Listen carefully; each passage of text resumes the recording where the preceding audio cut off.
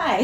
Hi. So we're here today talking to Hermione Mary for the WORA Connects conversation series, and we're looking at, we're talking to makers and artists about the idea of home and connection and art practice in that. So Hermione is a filmmaker and an artist. So Hermione, could you maybe just start off telling us a bit about your practice? Sure. So I was trained in theatre and film, and for a long time worked in the film industry, and for about 10 years or so in art department and various other roles, and also still contributing a bit to theatre through making video material for theatre performances and that sort of thing. And then when I had my first child, I didn't have the same time to be able to continue working in the film industry. It was just too demanding, and I wanted to be at home with my daughter, but I also still wanted to be making work. So that's when I began more of an arts-based practice or gallery-based practice, as opposed to narrative filmmaking. And so my daughter would go to sleep, and then I'd start making in the evenings while she was sleeping. And I began doing work just by myself, and there was something really lovely about that, or really freeing about that, having, always worked on these huge productions that cost a lot of money and had huge budgets and huge teams of people needed to make the work. There was something really liberating about then being able to just make work in my house how I wanted it. And I was still making video work, but I was just doing it all myself. And I had a couple of solo shows, and then I realised what I was missing most was a sense of collaboration, because in theatre and in film I was just always working collaboratively, and for me that was such a key to me finding my creative expression, was through kind of conversation and shared ideas and shared dialogues about the work. So then I started collaborating with a couple of different people and made some really large scale video installations and some smaller shows as well. But yeah, that's probably the essence of my practice. Yeah. You mentioned that when you had your first child, you started, at that point, your practice moved home. You started making at home at that point. Do you think that being at home had an impact on the work that you were making? Definitely, because so much of my decision to start making work in the home was all driven by having a child, and my whole world had gone from being totally non-domestic to completely domestic. Like one of the first works I made just by myself in the lounge room was I made a doll's house and filled it with doll's house furniture and tiny little flowers and all that sort of thing, and then I set it on fire and filmed that. So I think it was really definitely a response to making work in the home and trying to navigate, but how do I have this creative output at the same time as parenting, and how do I prioritize both of these things. So it definitely was, by day I was a mum, and by night I made work. And that's continued to be the case a lot of the time.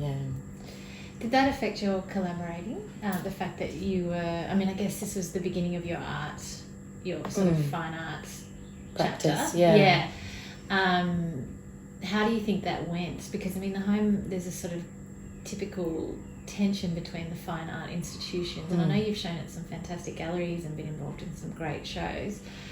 Was that a tricky thing? And were you confident in your content or that influence? In a lot of ways I wasn't confident, but I was really driven and very determined, and it was a strange time because I come from film and theatre. I wasn't connected at all with anybody in the art world in Melbourne, where I was working at the time, and my partner at the time, he was going to VCA. He'd just begun a course at VCA studying sculpture, so I sort of was aware of what he was studying, But my practice was informed by such different things compared to what he was, and his kind of generation of his peers who went through art school then. Their practice was just so different to my practice, and there was a bit of tension there because he was saying, well, you can't do this, or it's too theatrical, or it's too this, because that was what was shunned currently in the Melbourne art scene. But I did it anyway, and one of my main collaborators around that time was Henriette Schuster. She's a German-born, Melbourne-based, or now Castlemaine-based artist and practitioner, and she'd also come from performance, so her background wasn't visual arts either, and she also had a child the same age as Loretta, so we'd take turns with whose house we'd go to, so we'd be working in my home or we'd be working in her home. And I often feel like slightly fraudulent that I've never had a dedicated studio space. Like, I've never been an artist who has a studio to go and practice in, or leave work set up in and come back to it untouched. And fraudulent though, it's just like time and money basically. Yes. Yeah. And I feel like maybe I should have that one day, but at the same time I'm so used to making work around my kitchen table, and actually I suppose because of not having a studio, in a way that has really informed some of the work that I've made. A lot of the early works that we were making, if we couldn't get what we wanted in the home, then it was about going for drives or walks at night in the local landscape and shooting stuff nearby from home, so you weren't too far away from your kids if they woke up and needed to be breastfed or something. Would be shooting something down at Merry Creek, which was a 5-minute walk from home. And so, I suppose not having a studio kind of forced us out into other locations. Sounds incredibly resourcely, and I guess that's what motherhood has done for you, is forced that sort of... I'm sure you were resourceful before that, but how did you meet Henrietta? We met a long time ago. When I was a performer in theatre, I was in a show that toured to Germany and was at a big theatre festival in Germany, and we performed in this incredible theatre that was built in the 1600s. It was like a dream, and at that theatre festival, the show I was in won an award, and part of that award was for our company to come back and do a co-production with a German company the following year to then present at the festival. And Henry was part of the German contingent, she was one of the performers. I never actually performed in that work because I decided to go to film school then instead, so that was like a diverting path. But yet I met Henry, and she came and went from Australia to Germany for a few years, and then she ended up marrying an Australian man and settling here, and our practice sort of took off from that. That's just history. Can I jump in and say, can you tell us about where we are now? Like, I'm thinking we can combine this with talking about your practice. We're currently in my kitchen and around my kitchen table, which is really, I suppose, the place where so many of my ideas have happened, particularly, all my collaborative ideas sort of begin sitting around this table and talking about, the dreams of the work, or, what might be. It's always begins with conversation, I guess, before any making starts. So this is just a little kitchen in my rental house in Castlemaine, and it definitely feels like home, and I love it, even though it's rental. It's not, I suppose, where I want to be forever, but it's served me well thus far. So is this table, this area, this is sort of like the ideas space? Yes. For you? Yeah, definitely. And then the work itself is, because it's video, is it all video, your work? Yes, it's always got some sort of projection component, but it will often have sculptural elements as well. So we might create or construct sort of sculptural elements that will then be projected on, we use that as a projection surface in some way. Yeah. And are there particular thematics that sort of continually show up in your work, or do you find that your work's been evolving? I think there are, for even though I've done lots of sort of collaborative practice, I suppose there's definite things that I feel like are connected to me that keep reoccurring, and it's often sort of imagery that's at night and with sort of single, direct, strong lights. It's often, I think recurring things for me are probably, the work is usually really site specific, so it's often I'll find a landscape or a place, and it's usually outdoors that I'll want to film, and there's something about what that particular place evokes that then informs how the work develops. And it's less about sort of having the idea and then looking for the place to suit the idea. Often it's finding the place and then the idea comes out of the place.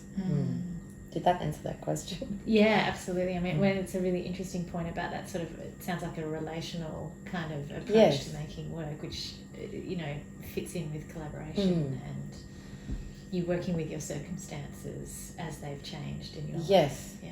Yeah, definitely. With what you're saying about, so your practice has been based at home, so that was sort of like necessity, it sounds like, and I can hear how that has affected your practice being at home, but what I'm wondering is how if the practice has affected the home.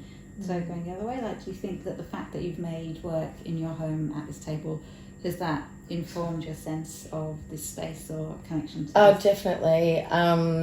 When I'm heading into sort of presentation or exhibition mode, and basically my work takes over the entire home and everybody else gets pushed to the side. So, there may be some enormous half-built sculpture on the kitchen table, and just for that week or whatever, the kids are eating breakfast in another room, or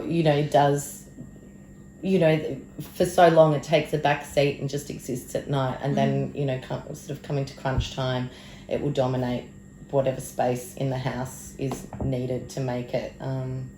Absolutely. And do you think the fact that happens, that this is a space that periodically gets taken over by your practice, do you think that impacts it as your home? Do you think, does it change the way that you feel about, if you weren't doing that, would it feel as home, much like home? Is it important to your idea of home that happens in it, or could that be happening elsewhere? Say you did have a studio and it never happened in your home. That's a good question. I think I feel a lot of guilt when it's happening in my house, because other stuff, I won't be as neat, or and it's just a really clear representation of what my priorities are at that time, which I then feel guilty about, because I feel like my priorities as a mother are being pushed to the side a bit, and particularly now I'm a single mum. If I see that starting to occur, then I definitely feel guilty, but at the same time I kind of wouldn't want it to be happening anywhere else. I think I would feel really strange if I went to a studio I couldn't go to a studio in the evenings to make my work because I've got my kids. So I actually don't know, because my littlest is 3, I don't know when I will ever be able to have a studio, certainly not for 10 years or something. Yeah, so there's positive and negative impacts potentially. Sounds like what you're saying, whether you'd call it negative, but there's that sort of, it's complex in terms of the impact of your practice being situated here on the home and your role as a mother and the kids. Do you think the kids notice? Or they definitely notice, and they're actually usually quite excited by it. But then there's also I get quite tense because of course they're curious and want to touch things and investigate, and and I want to stop them doing that. So I feel like it's certainly makes my adrenaline a bit higher, but I also kind of like that because it's also what I use to get the work done. So. Well, I was going to jump in and ask about the story of you being in this area as well as here, and because where are you from originally? I grew up in Alinda, up in the Dandenong Ranges, and that childhood home is like the quintessential idea of home for me.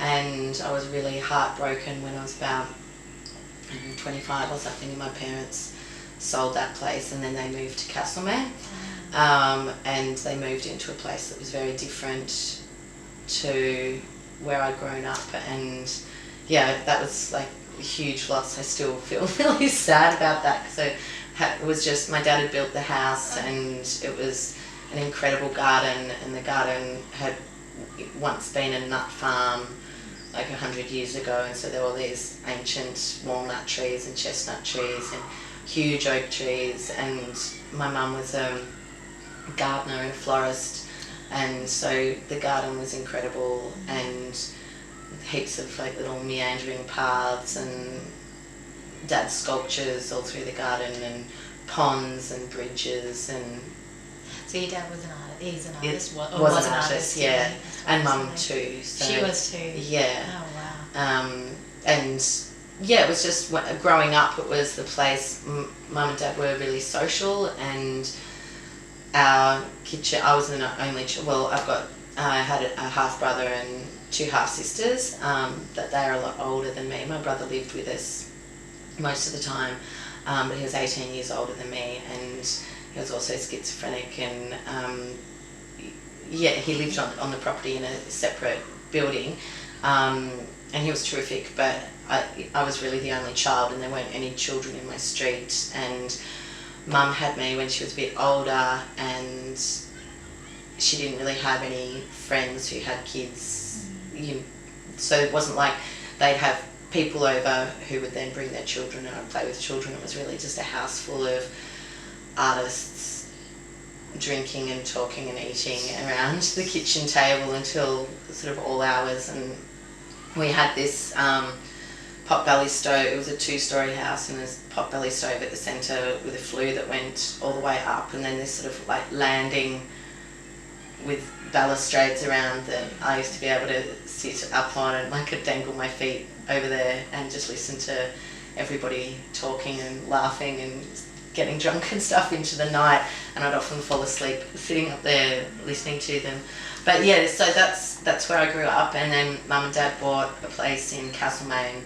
So then when my ex-partner and I were looking at being able to buy a bit of land, we decided to come up here to be close to Mum and Dad because my dad was sick. And for me it was, I'd already as an adult moved back to the Dandenongs when I was about 23, and it was a strange sense of going back because I really loved the landscape so much, but in terms of the community I really struggled with that sense of returning to my childhood community. It sort of felt like a weird sense of failure or something like that. And also the hills community to me has always felt quite closed, like people sort of go there to hide away a bit. And something that I really noticed about Castlemaine, even though it's harder to have the kind of beautiful gardens like you have in Alinda and stuff, but it's like the landscape's kind of really open and golden, and feels like the community's really open and golden, and really accessible. Yeah. So you're talking about your childhood home, and we've already talked about your home here. So I'm just interested in what, obviously home is important to you, and I get the feeling it's a very core thing. So what is home? Is it the location? Is it the 4 walls? Is it the hills? And what's home? Is it the people? I feel like home for me, it's so important to have a really strong sense of home, and I always feel like a home is like a self-portrait in a way, you know, and that you can just see so much of who somebody is when you go into their home, and I think I've just always felt quite conscious of that. My parents also have a really strong sense of home and sort of aesthetic, and like creating a warmth has always been really important. And I'm not as much as I would like to be, but I'm not like a traveller. I'm a local person, not a global person, and I think that I'm really, like, every rental house I've ever lived in, I've always like ripped up carpet and polished floorboards and painted rooms, and, you know, put in gardens, like trees that are going to live for hundreds of years, even though I might only be there for a year. Like, I do feel very compelled to put my stamp on a place, I think, and because I haven't necessarily had the luxury to kind of pick and choose an ideal location or anything like that, I definitely find that I will create my sense of home in you know, less than ideal circumstances. I still make it work because I feel like I need that to survive in order to live a quality existence or something. So with that, is home something that you create, or do you think it's something, like, is it intermingled, like for you with your story, with what you've described in Alinda, which sounds incredible, do you feel are you at peace with where you are now as a location, a space? You know, do you feel a yearning to get back to it, or is home more of a sort of, is it more of an idea than a place? Yes, I think location? so. Yeah. But then it's sort of twofold, both in a way. Like, I think home's definitely created, but also through the process of creating a home in a new place, that immediately develops a sense of connection and sentimentality and nostalgia going forward, that, you know, once you've created a home somewhere, some part of you will always kind of belong there, or you leave that a bit of you behind there, just in your memories, or So can you keep moving? Like, you're talking about rentals and moving on. Like, yeah, well, at the moment, I mean, I feel like, yeah, that's what I have to do. Certainly when Joe and I bought the land at Yepeen, I had really thought that was going to be, I would be a grandparent there and, you know, grow old there, and I'd really had huge plans to make a garden that was really kind of reflective of my childhood garden and have that for my kids. And, you know, then we separated, and it was like, okay, well, you know, that's all changed. And that was probably a key moment where I thought about it the most, where that home is something that I can recreate somewhere else, and I might not have the privilege to have like a forever home. I mean, it'd be nice, but yeah, my sense is that I'll just keep going along and making it where I go. it sounds to me that creativity is pretty critical to that then. And I'm thinking as a creative person, the fact that you can, I know that you garden and you do a fantastic job of it, that is the process, I'm guessing. I can imagine wherever you are that you'll be undertaking the process of making a home, really, isn't it? Yes, definitely. And it's just sort of constant and ongoing. You know, the more time you spend somewhere, the more kind of roots you put down, because you have more time to generate things that contribute to, you know, that just enhance the sense of home more and more and more and more and more. So you don't want to get back to Alinda? No. No. No, absolutely not. When did you move here? Vinny we bought the land when Vinny was 1, so maybe 2014, and then moved up, maybe 5 years ago. Just with what you're saying, you talked about it being putting down roots and stuff has been part of the poem. I'm interested in that in terms of the idea of roots and how far roots can go and how important that is. So specifically given Australia as a colonial country, so roots for people like us can only go back, so far. Do you think that has an impact on your sense of home? Do you have a yearning for roots that go for you? For roots that go back a long, long way, maybe Europe, I don't know, you probably do, but anyway. Or is it enough? And also, is the, problematic colonial history, do you think that has an impact on feeling okay about connecting to the land? Yes, you might need to take me back if I don't answer it all Sorry. at once. That's fine. So I'm keenly aware that my sort of personal history in this landscape is shallow, that the roots aren't deep because, my family all immigrated from England, Ireland and Scotland, but I do also feel like because, and it's interesting, like Henry, who I've made work with, when she moved to Australia, she talked a lot about feeling the lack of history in Australia because, in Europe you have these old ancient buildings that, show civilization in this very particular way. And when I always talked to her about it, I was like, well, I've got to take you out into the forest and, we don't have the buildings, but it's the landscape holds a sense of history in and of itself, and I'm still aware that that's not my history. But then as a child, when I was very innocent and didn't really know much about post-colonial history or anything like that, because our property backed onto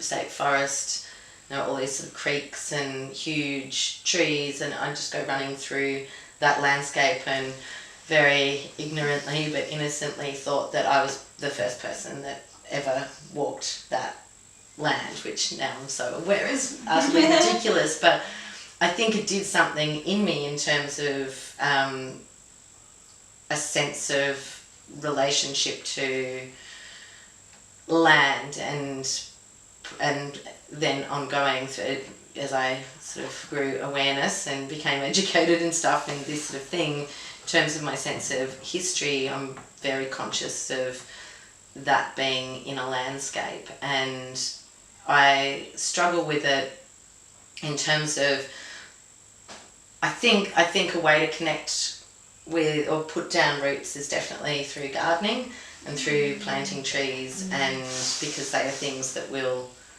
grow on and live here after I leave.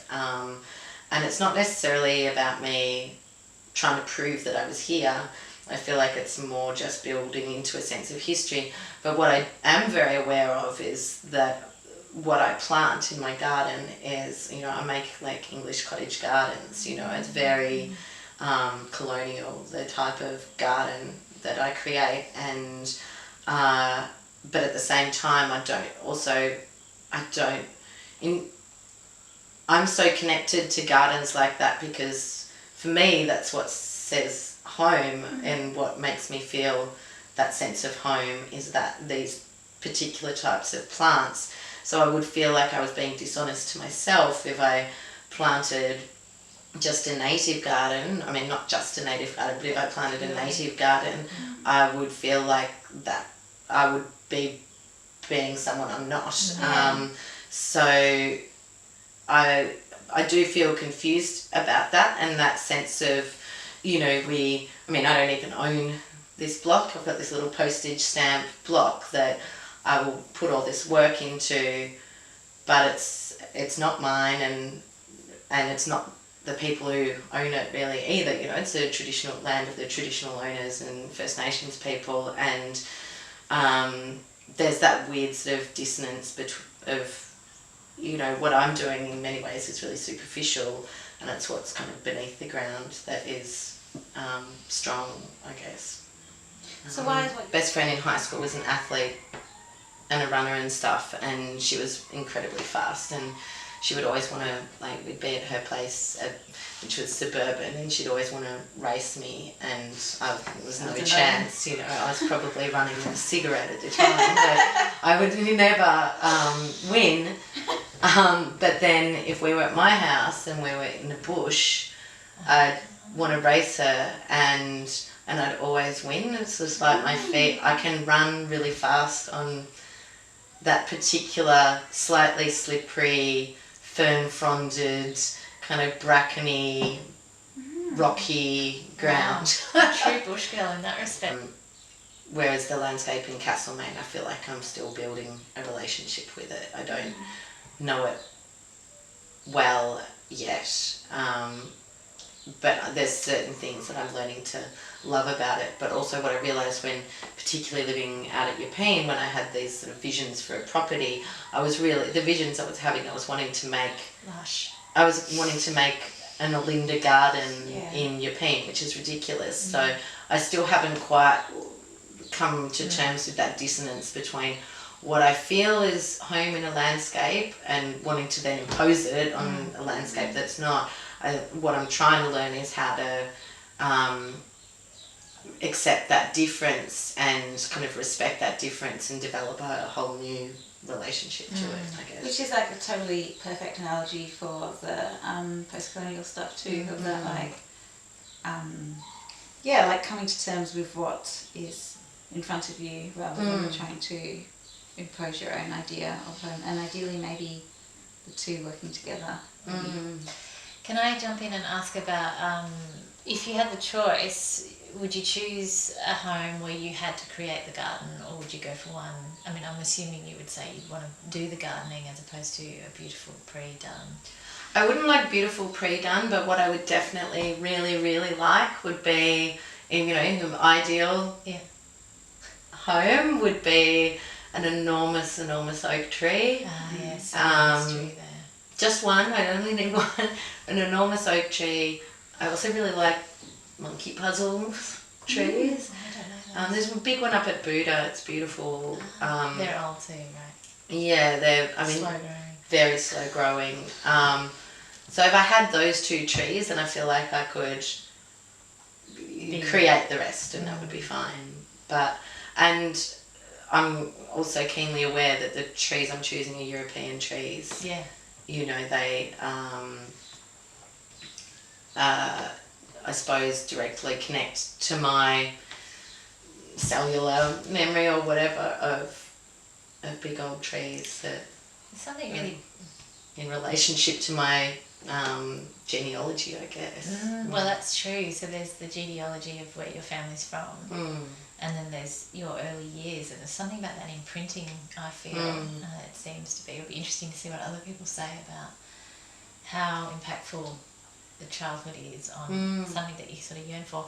But it also sounds to me that there's something in... Do you think there's something in that doing, though? And that's sort of what I'm interested in. Do you think if you found a place with a magnificent garden, would that be a detraction for your... rooting yourself into that place, or do you think the gardening, the process is important? Definitely. And you being the person in that. Definitely. I would be fine with... I would not want to move into a place with a perfectly landscaped garden. Okay. I just would not. I wouldn't move there. Yeah. But if it was a little crumbling cottage that had a couple of old trees and maybe some 60-year-old rose bushes and a sprig of lavender over there, I don't know, some bulbs that came up randomly, that's my kind of ideal canvas, I guess. Yeah. But something I was going to say is that I just sort of realised this in talking to you guys now, in terms of my artwork, I often will situate the work, we'll shoot stuff in locations that aren't my garden or aren't my home and are more bush or they're not sort of, there's more wilder naturalistic locations or more naturalistic, so maybe there's something in the way that that I in the way that I can't even speak. In making my work, maybe I'm trying to build a sense of connection by making work in landscapes that aren't my own or that are unfamiliar, and therefore by making the work there, then I'm starting to build a memory bank of experiences there that are personal, that maybe begin at the beginning of a longer relationship. Okay, well, thanks, Hermione. That was really, really interesting. Yeah, sorry, there's just one thought I had, and I don't know if it's worth talking about. I was just like, I think something that I really thought about listening to you talk was this idea of connection and home, and they've been on various layers. Like there's like the there's like your ancestral connection or something, which for you is overseas, and then there's like your current connection.